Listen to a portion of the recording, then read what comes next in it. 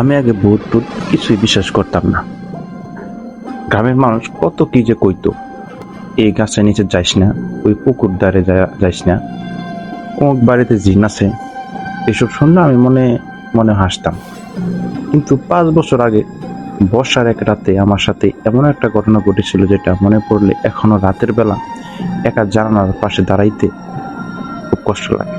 ঘটনা আমাদের গ্রামের, আমাদের বাড়ির থেকে একটু দূরে একটা বিশাল পুরনো তেঁতুল গাছ ছিল।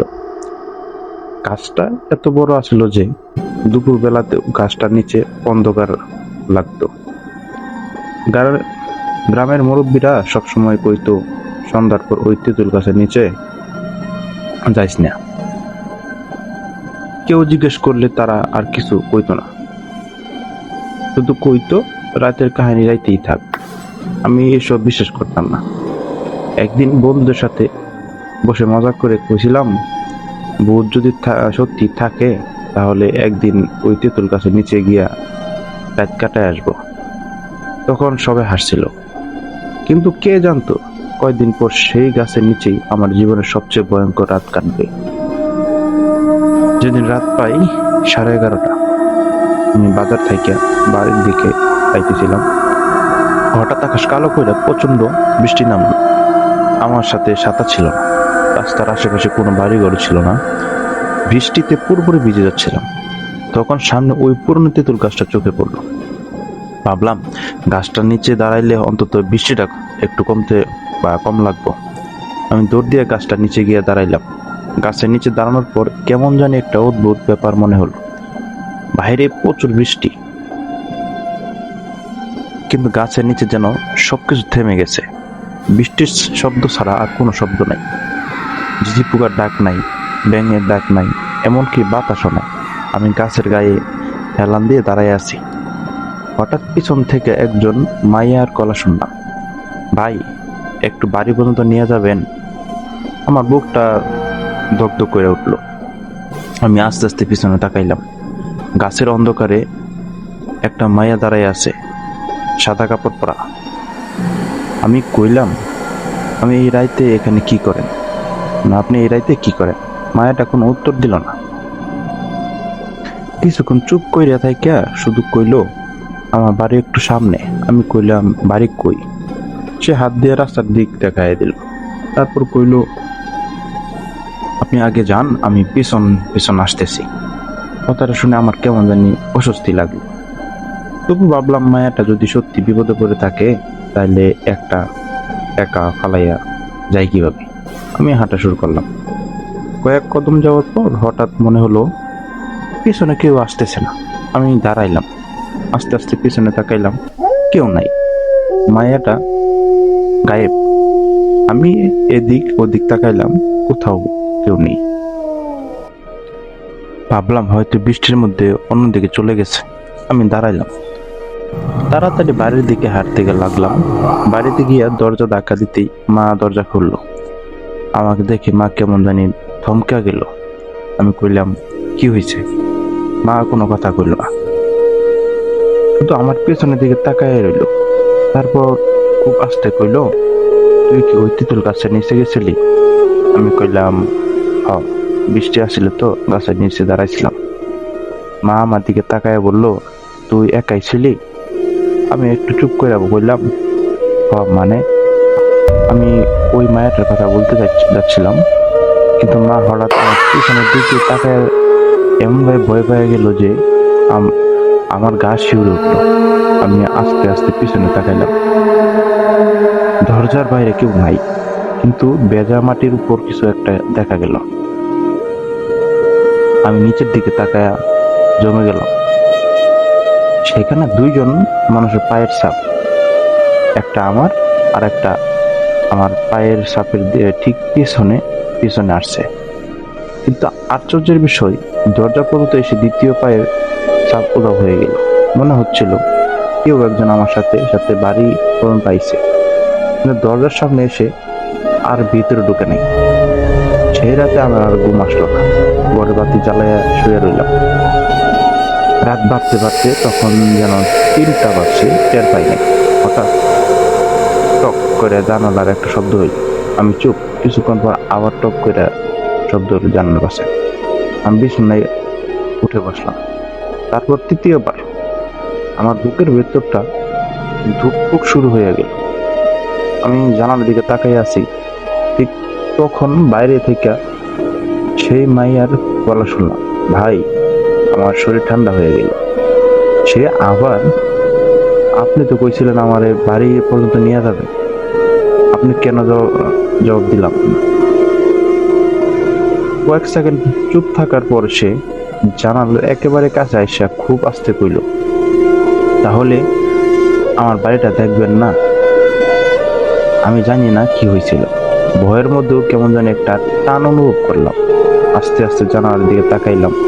কাচের ওপাশের একটা মুখ, সাদা মুখ, ভেজা চুল মুখের উপর জ্বলে আছে, আর সেই মাইয়াটা আমার দিকে তাকায় হাসতেছে। কিন্তু তার পেছনে যা দেখলাম সেটা দেখে আমার বুকের ভেতরটা বরফ হয়ে গেল। তার পিছনে সেই পুরনো তেঁতুল গাছটা দাঁড়াই আছে, আর গাছটার নিচে একজন না, দুইজন না, অনেক মানুষ দাঁড়িয়ে আছে। সবাই চুপচাপ আমার দিকে তাকায়া, কারো মুখ দেখা যাচ্ছে না। সবার গায়ে ভেজা কাপড়। আর সামনে দাঁড়ানো মায়াটা ধীরে ধীরে হাত তুললো আর আমার দিকে ইশারা করা হইল, চলেন ভাই, এবার আমার বাড়িটা দেখাই। আমি তখন বুঝলাম সেই রাতে তেঁতুল গাছের নিচে আমি সেই মায়াটারে দেখছিলাম। সে আমার সাথে সাহায্য চাইতে আসে নাই, সে আমার বাড়ির রাস্তা চিনতে আমার পিছে পিছে আইছিল। আর সবচেয়ে ভয়ের কথা হলো, পরদিন সকালে গ্রামের এক বুড়া মানুষ আমার একটা কথা কইছিল। সে বলছিল, বাবা, তুই যারে কাল রাইতে দেখছ সে 5 বছর আগে ওই তেঁতুল গাছের নিচে মরে গেছিল। আমি কাপা গলায় জিজ্ঞেস করলাম, তারপর? বুড়া লোকটা কিছুক্ষণ চুপ কইরা আমার দিকে তাকায় রইল। তারপর কইল, তারপর থেকে সেই প্রতি বর্ষার রাইতে একজন মানুষে বাড়ি পৌঁছাতে চাই। আমি বললাম, কিন্তু কেন? বুড়া লোকটা মাথা নিচু করে কইল, কারণ সে নিজে কোনোদিন বাড়ি পৌঁছাতে পারে নাই। সেদিন পর আমি আর কোনোদিন ওই তেঁতুল গাছের দিকে যাই নাই। কিন্তু আজ বর্ষা রাতে কখনো কখনো আমাদের বাড়ির জানালার 3বার শব্দ হয়, ঠক ঠক ঠক ঠক ঠক ঠক করে। আর জানালার বাইরে থেকে একটা মায়ের গলা শোনা যায়, ভাই, বাড়ি যাইবেন? আমি জানি না সে এখনো গাছের নিচে দাঁড়ায় আছে কিনা, কিন্তু একটা কথা আমি আজও মনে রাখছি, রাইতে যদি কোনো তেঁতুল গাছের নিচে দাঁড়ায় কোনো অচেনা মানুষ আপনারা বাড়ি পৌঁছায় দেওয়ার কথা বলে, তার সাথে কখনো হাঁটবেন না। কারণ হয়তো সে আপনার বাড়ি পৌঁছাইতে চায় না, হয়তো সে চায় আপনি তার সাথে সেখানে থাইকা যান।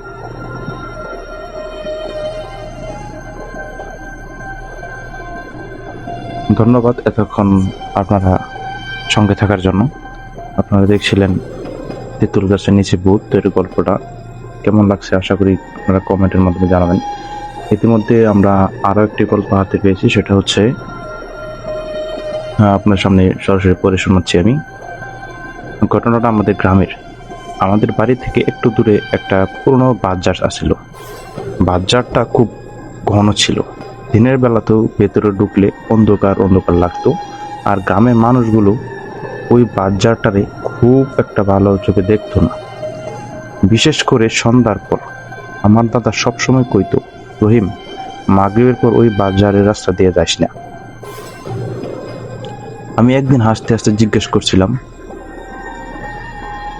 কেন দাদা? দাদা আমার দিকে তাকায় কইছিল, সব কথা জানার দরকার নাই। ঘটনাটা আমাদের গ্রামের, আমাদের বাড়ি থেকে একটু দূরে একটা পুরনো বাজার ছিল। বাজারটা খুব ঘন ছিল, দিনের বেলাতে ভেতরে ঢুকলে অন্ধকার লাগতো।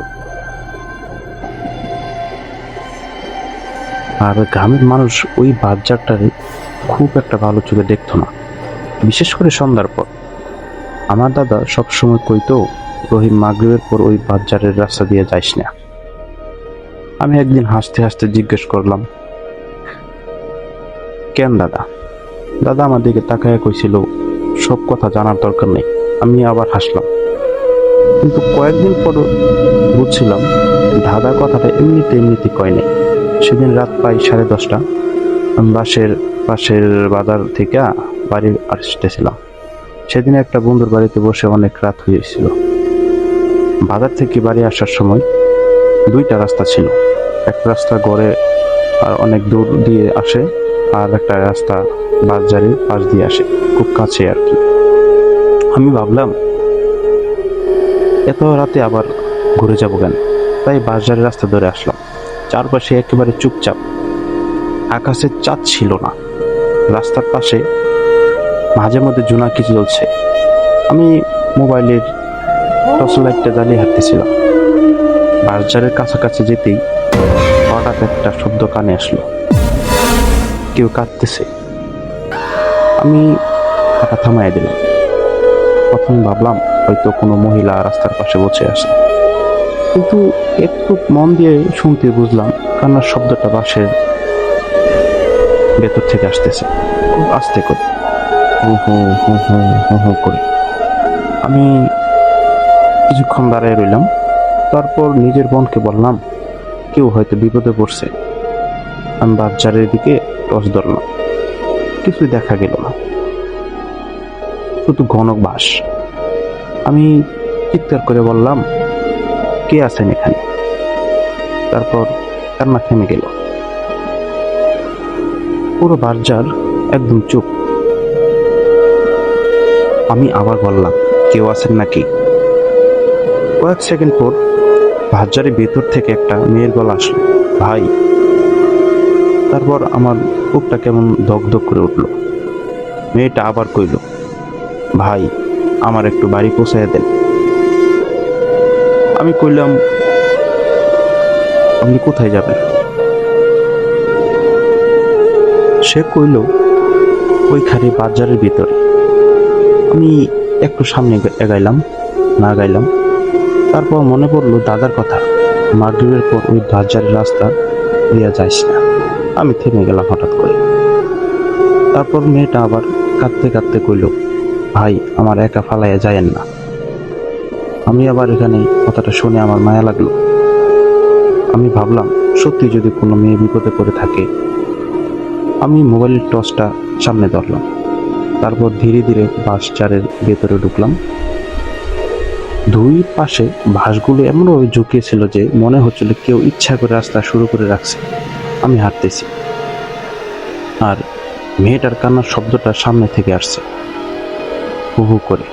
আমি বললাম, আপনি একটু সামনে আসেন, আমি আপনার বাড়ি পৌঁছাই দেব। কোনো উত্তর নাই। আমি আবার ডাকলাম, আপনি কোথায়? তিনি এবার অনেক দূর থেকে উত্তর আসলো, আর একটু সামনে আসেন ভাই। আমি আরো একটু কিছুটা আগাইলাম। হঠাৎ আমার পায়ের নিচে কিছু একটা লাগলো। আমি টর্চ ধীরে ধরে ধরলাম, টর্চটা নিচে ধরলাম। মাটির উপর একটা পুরনো লাল শাড়ি পরে আছে, শাড়িটা কাদায় ভেজা। আমি শাড়িটা হাতে নিয়ে থেমে গেলাম, কারণ ঠিক তখনই আমার পেছন থেকে সে মেয়ের গলা শুনলাম, এটা ধরেন না ভাই। আমি আবার অবাক হয়ে গেলাম, কারণ মেয়েটার গলা এবার আমার সামনে থেকে আসেনি, এবার একেবারে পেছন থেকে আসছিল। আমি আস্তে আস্তে ঘাড় ঘুরাইতে শুরু করলাম, আর তখনই আমার কানের কাছে কেউ খুব আস্তে ফিসফিস করে কইল, আমি তো আপনার পেছনেই আছি। আমি আরো পেছনে তাকাইনি, সোজা ধরে, এক ধরে, কিন্তু ধরানোর সময় আমার মোবাইলটা হাত থেকে পড়ে গেল। আমি পিছনে তাকাইয়া দেখি বাসজারের অন্ধকারের মধ্যে একটা মেয়ে দাঁড়ায় আছে, সাদা বুক, ভেজা চুল, আর তার হাতে সেই লাল শাড়িটা। সে আমার দিকে তাকায় হাসতেছে। আমি প্রাণপণে দাঁড়াইয়া বাড়ি ফিরলাম, দৌড়াইয়া বাড়ি ফিরলাম। বাড়িতে ঢুকতেই দাদা আমার মুখের দিকে তাকায় বলল, তুই কি বাসজারের ভিতরে গেছিলি? আমি হাঁপাইতে হাঁপাইতে বললাম, গেছিলাম। দাদা কিছুক্ষণ চুপ করে থাকলো, তারপর খুব আস্তে করে বলল, তুই যদি শুধু কান্নার শব্দ শুনতে চাইছিলে এখনো বাঁচার আশা ছিল। আমি বললাম, কেন? দাদা আমার দিকে তাকায় কইল, কারণ ওই বাজারে যে মাইয়াটা কান্দে সে কোনোদিন কারো কাছে বাড়ি পৌঁছাতে সাহায্য চায় না। আমি বললাম, তাহলে? দাদা দরজা বন্ধ করতে করতে বলল, সে শুধু তাদেরকে ডাকে যাদের সে নিজের সাথে নিয়ে যেতে চায়। সেই রাতে আমি বুঝলাম, আমি যে মেয়েটার পিছনে বাজারের ভিতরে গেছিলাম সে আসলে আমাকে বাড়ি পৌঁছাতে বলছিল না। সে চাইছিল আমি যেন আর কোনোদিন বাড়ি ফিরতে না পারি। আর পরদিন সকালে যখন আমার হারানো মোবাইলটা বাজারের ভেতর থেকে পাওয়া গেল, মোবাইলের স্ক্রিনে একটা ছবি খোলা ছিল। ছবিটা আমি তুলি নাই, কিন্তু ছবিতে দেখা যাচ্ছে আমি বাজারের ভেতরে দাঁড়িয়ে আছি, আর আমি আমার ঠিক পেছনে সেই মেয়েটা দাঁড়িয়ে হাসছে। কিন্তু সবচেয়ে ভয়ঙ্কর ব্যাপার হলো, ছবির নিচে সময় লেখা ছিল আমি রাত 11:47 অথচ আমি তখন বাজারের ভেতরে ঢুকি নাই। সারা রাত আমার চোখে ঘুম আসে নাই। বারবার মনে হইতেছিল জানালার বাইরে কেউ দাঁড়িয়ে আছে। ফজর আজান হওয়ার পর একটু সাহস পাইয়া বাইরে বের হইলাম। দাদা উঠানে বসে আছিল। আমার দেখেই কইল, আজ তোরে একজনের কাছে নিয়ে যাব, এই লোক সব জানে। আমরা গ্রামের সবচেয়ে বয়স্ক মানুষ করিম চাচার বাড়িতে গেলাম। আমার কথা শুনে তিনি অনেকক্ষণ চুপ কইরা রইলেন। তারপর ধীরে ধীরে কইলেন, আজ থেকে প্রায় 30 বছর আগে এই বাজারে এক নতুন বউ হারাইয়া গেছিল। আমি জিজ্ঞাসা করলাম, হারাইয়া গেছিল মানে কি? দীর্ঘশ্বাস সাইরা কইলেন, হারাই নাই, তারে খুন করা হয়েছিল। আমার বুক ফাটা কাঁপা শুরু হলো। আর আবার কইলেন, মায়াটার গায়ে লাল শাড়ি ছিল। অনেক খুঁজছে সবাই, কিন্তু লাশ আর কোনোদিন পাওয়া যায় নাই। আমি চুপ করে শুনতেছিলাম। ঠিক তখন আমার দিকে তাকাইয়া বললেন, তুই যখন ওরে দেখছস তার মানে সে কিছু বলতে চাই। আমি কইলাম, কিন্তু আমার কেন? চাচা উত্তর দিলেন, কারণ তুই ওর ডাক শুনছস, সবাই শুনে না। আর কিছু বলার আগেই বাইরে হঠাৎ প্রবল বাতাস শুরু হইল। বাজার থেকে হু হু শব্দ, কান্নার শব্দ আসতেছে। করিম চাচা দরজাটা বন্ধ করতে শুধু একটা কথা কইলেন, আজ রাইতে যদি আবার ডাক দেয় এবার সে একা থাকবে না। আমি ভয়ে জিজ্ঞাসা করলাম, তাহলে কারা থাকবে? চাচা জানলার দিকে তাকাইয়া খুব আস্তে কইলেন, যারা তারা মারছিল তাদের ছায়া এখনো বাজারে ঘুরে বেড়াইতেছে।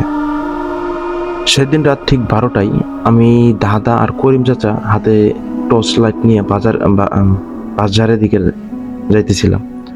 করিম চাচা হাঁটতে হাঁটতে কইতেছিল, যাই দেখিস পেছনে তাকাবি না, আর কেউ ডাকলেও উত্তর দিবি না।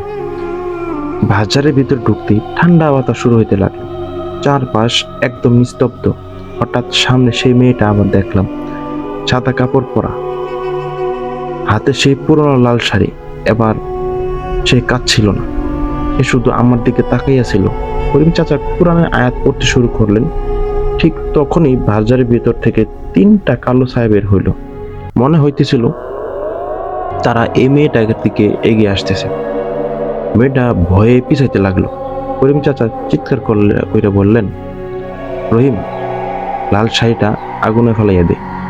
আমি কাপা হাতে শাড়িটা নিয়ে আগুনে ছুঁড়ে দিলাম। মুহূর্তের মধ্যে চারপাশে প্রচন্ড বাতাস শুরু হইল। বাতাসগুলো একসাথে দুলতে লাগলো। মেয়েটা একবার আমার দিকে তাকাইলো। তার চোখে আর ভয় ছিল না, মনে হইতেছিল যে সে যেন শান্তি পাইছে। তারপর ধীরে ধীরে সে কুয়াশার মধ্যে মিলাইয়া গেল, আর সেই 3টা কালো ছায়া অন্ধকার মধ্যে হারাইয়া গেল। সেদিনের পর থেকে আর কখনো বাজারে থেকে কান্না শোনা যায়নি। গ্রামের মানুষ আবার আগের মতো সেই রাস্তা ব্যবহার করতে লাগলো। আমি ভাবছিলাম সব শেষ হয়ে গেছে। কিন্তু কয়েক মাস পর এক বর্ষা রাতে শহর থেকে বাড়ি ফিরতেছিলাম। দূর থেকে দেখি একটা ছোট ছেলে বাজারের পাশে দাঁড়িয়ে কারোর সাথে কথা বলতেছে। আমি দৌড়ে কাছে গেলাম, কিন্তু আমি পৌঁছানোর আগেই ছেলেটা বাজারের ভিতরে ঢুকে গেল। আমি চিৎকার করে ডাকলাম, ওই যাইস না তুই এনে। ঠিক তখনই বাজারের ভেতর থেকে আবার সেই পরিচিত গলাটা ভেসে আসলো, ভাই, আমার বাড়ি পৌঁছাইয়া দেন। আমার পুরো শরীর কাঁপতে লাগলো। আমি আর এক মুহূর্তের জন্য সেখানে দাঁড়াইনি, দৌড়ে বাড়ি চলে আসলাম। আজ গ্রামের মানুষ বলে বর্ষা রাতে বা যদি বাজারের পাশ দিয়ে যাও আর যদি কোনো মেয়ের কান্না শুনো, কখনো তার পিছিয়ে যায় না। কিছু আত্মা মুক্তি পাই, আর কিছু আত্মা শুধু নতুন একজনের অপেক্ষায় থাকে। এটাই হচ্ছে আমাদের শেষের গল্প যা ঘটেছিল। ধন্যবাদ আপনারা এত সুন্দর গল্পটা শোনার জন্য।